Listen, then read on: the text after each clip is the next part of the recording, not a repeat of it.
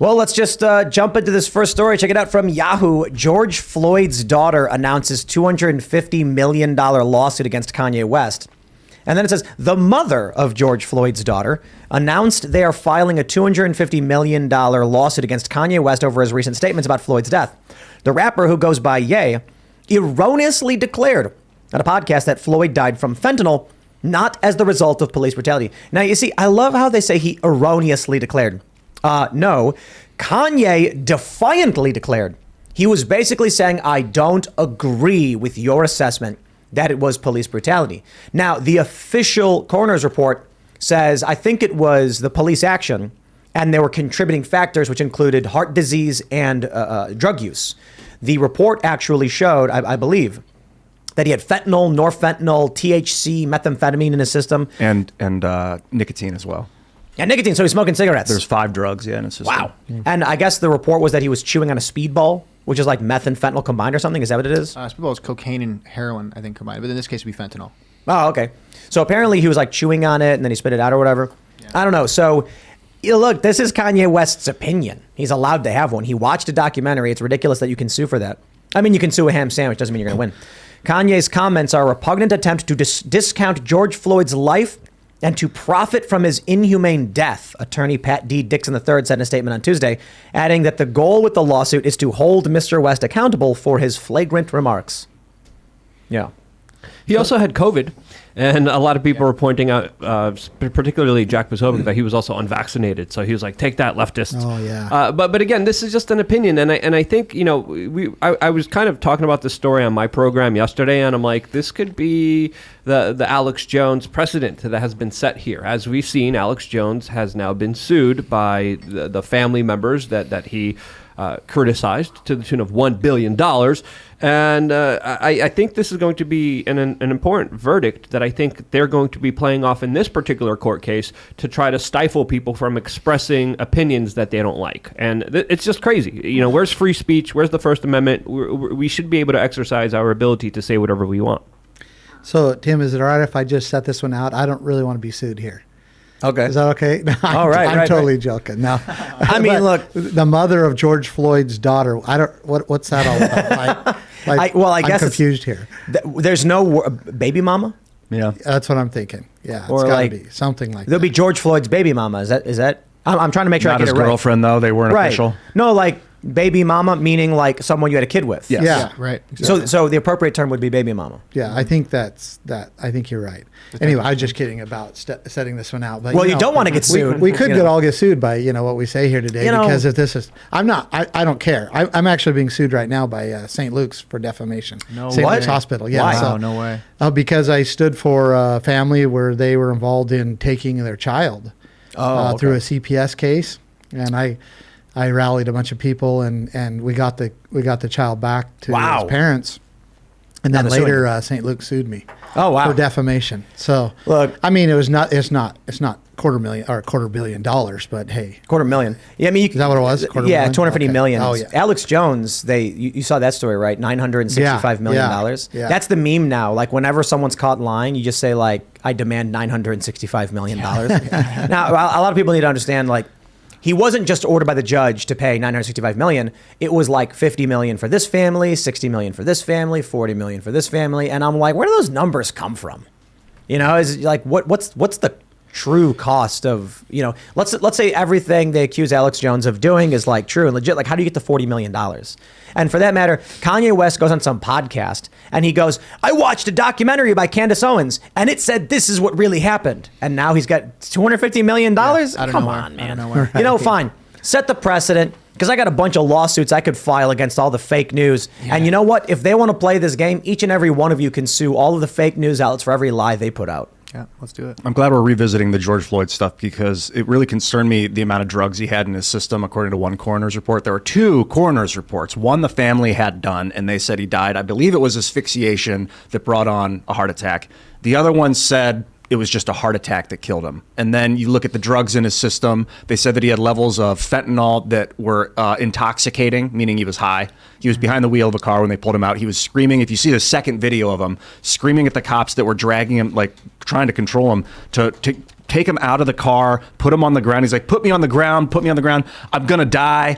He kept screaming, I'm going to die. I can't breathe. I can't breathe. He was screaming before they ever put any knees or anything on the guy. Like, he was struggling. He was in a bad state. I think he was freaking out because he'd just been doing a speedball and he was behind the wheel of a car. Felt like he was going to go back to prison or go to prison.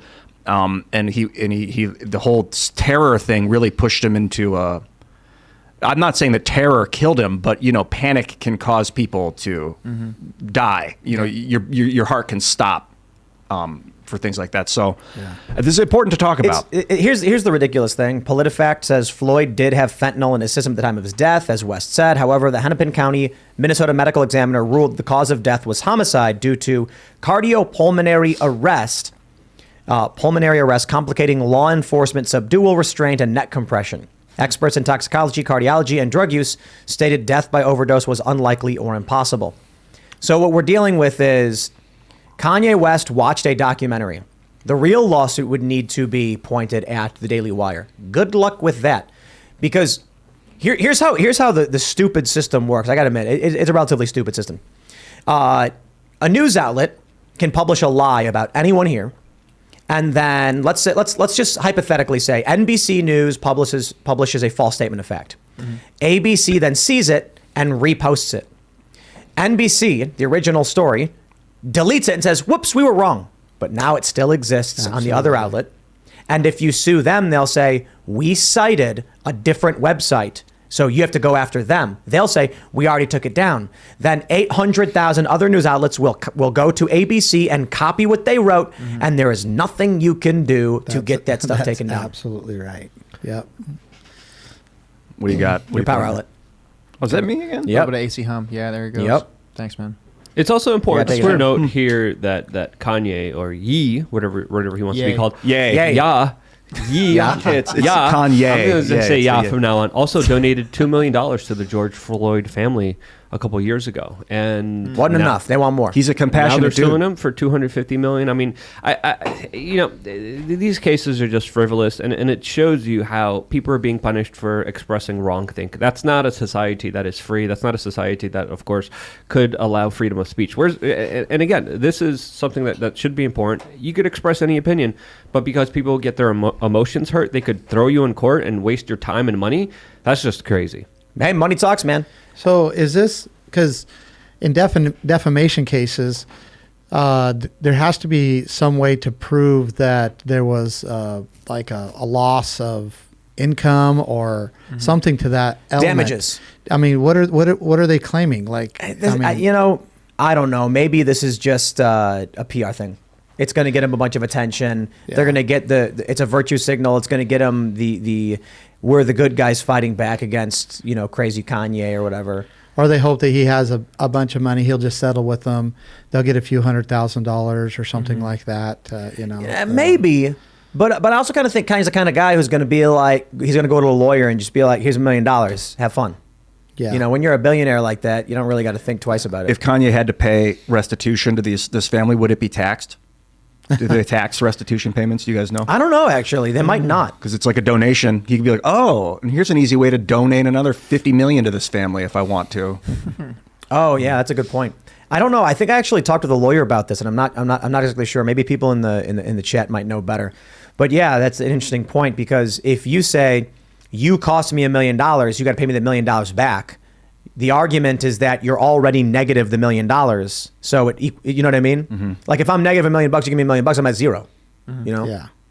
Maybe that's the argument. I think this is really an example of piggybacking off the Alex Jones trial that we just saw, where they people that weren't even named in. Yeah, we've got a buzz. We're trying to figure out where that's coming from. It's not on my end though. It's not my end. It's unplugged.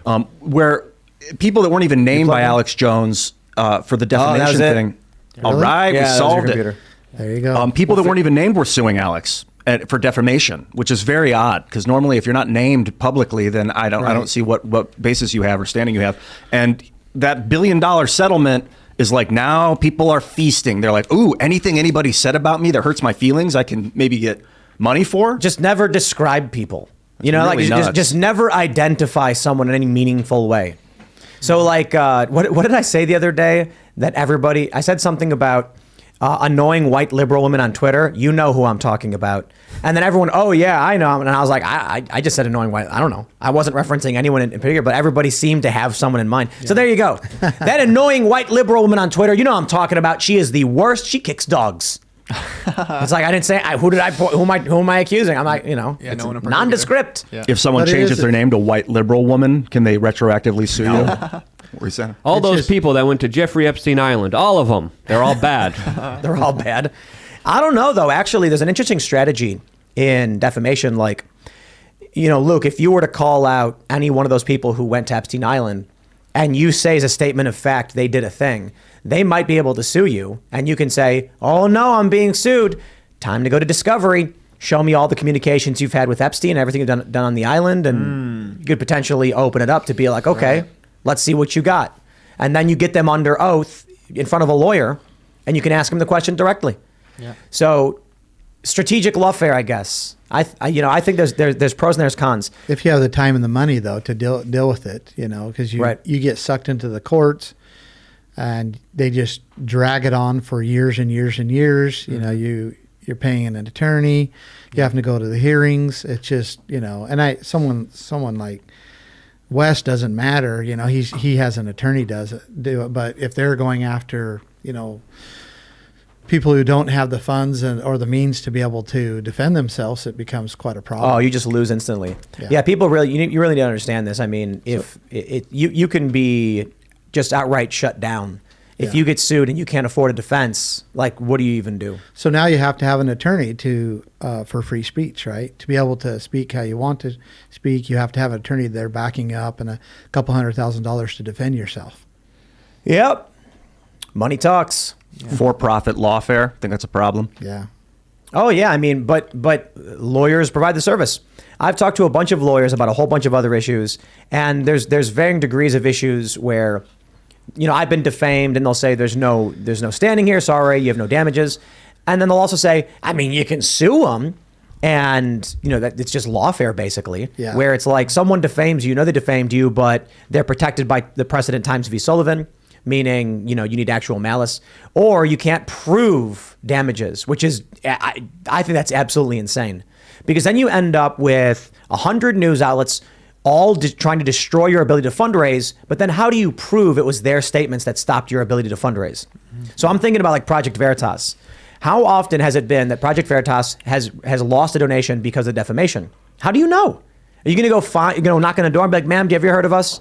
Okay, would you have done? You would have donated to us, but what? Oh, you saw ABC. Well, there we go. Now I'll write that down. That's damage. No, there's no way to find those people. So I think there's pros and there's cons here. I actually think the solution to this should be, if you get sued, like if you sue someone for defamation, the immediate, there should be were you damaged by this? And if so, upon proving fault, the individual should compensate you for the damages. Mm-hmm. However, if the damages are ill-defined, in either context, you should be forced to issue a correction stating the facts. So if Luke said something like, Ian once, threw a jar out the window, and then Ian proves it wasn't, or Ian then sues and says, prove it, and Luke can't, then Luke would have to be like, I have no evidence to support this claim. Or, in the instance, it probably needs to be a bit more specific than that, but my point is, if someone says, I did a thing I didn't do, and it's provably false, I should be able to sue them to force them to publish a correction prominently to rectify the damaged reputation, because it's not just about money, it's about reputation in the long run. Mm-hmm. And then what happens if someone defames you and the damages don't come until a year later? It's just, there's got to be a way to solve for this, because the media can just keep lying about everybody and getting away with it. Thanks for checking out this segment from the Timcast IRL podcast. But if you want to check out the full show live, tune in Monday through Friday at 8 p.m. And if you want more special access content, head over to timcast.com and become a member. Your membership helps sustain this company, keep our journalists employed, makes this show happen, and you will get access to exclusive members-only segments of the Timcast IRL podcast, and there's a massive library to check out. So again, go to timcast.com or tune in Monday through Friday at 8 p.m., and we'll see you all there.